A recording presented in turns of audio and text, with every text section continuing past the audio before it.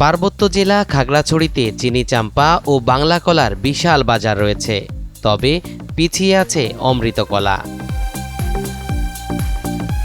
হারিয়ে যাওয়া অমৃত কলা চাষে সফল খাগড়াছড়ির দিঘিনালা উপজেলার বোয়ালখালী ইউনিয়নের জামতলী গ্রামের বাসিন্দা আফজাল হোসেন।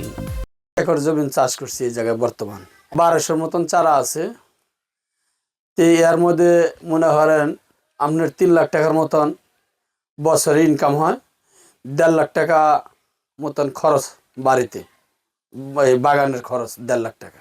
আমাদের জানা সত্ত্বেও কোনো জায়গায় আমার জানা সত্ত্বেও ঘুরিয়া কোথাও পাই নাই যে এরকমের সৌন্দর্য একটা বাগান।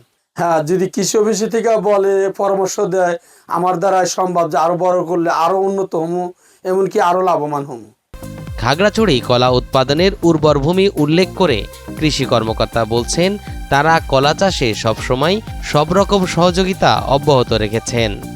আমাদের দিঘিনালাতে আমরা একটা বাগানের কথা শুনেছি এবং সেখানে খুবই উন্নত জাতের অমৃত সাগর কলা উৎপাদন হচ্ছে এবং এটা খুবই আশাব্যঞ্জক একটি সংবাদ আমাদের।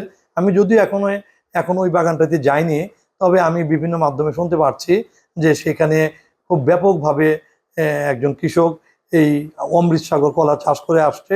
এটা যদি সাফল্য হয়ে থাকে, সেটা যদি সফল হয়ে থাকে তাহলে আমরা এই কলাটা কিন্তু আমাদের খাগড়াছড়ি বিভিন্ন জায়গায় ছড়িয়ে দিতে পারবো এবং এই অমৃত সাগর কলার চারা, তাদের সার ব্যবস্থাপনা, এই ব্যাপারে যদি আমরা কৃষকদের কিছু প্রণোদনা দিই সেই তামাক চাষিদের, তবে আমি আশা করতেছি যে এই ভালো মানের একটি কলা যেটা ব্যাপক চাহিদা আছে সেটা কিন্তু এই তামাকের রিপ্লেসমেন্ট হতে পারে। খাগড়াছড়ির চাহিদা মিটিয়ে চিনি চাম্পা ও বাংলা কলার মতো একটি বিশাল বাজার তৈরি করতে পারে অমৃত সাগর কলা, এমনটাই বলছেন স্থানীয় চাষি।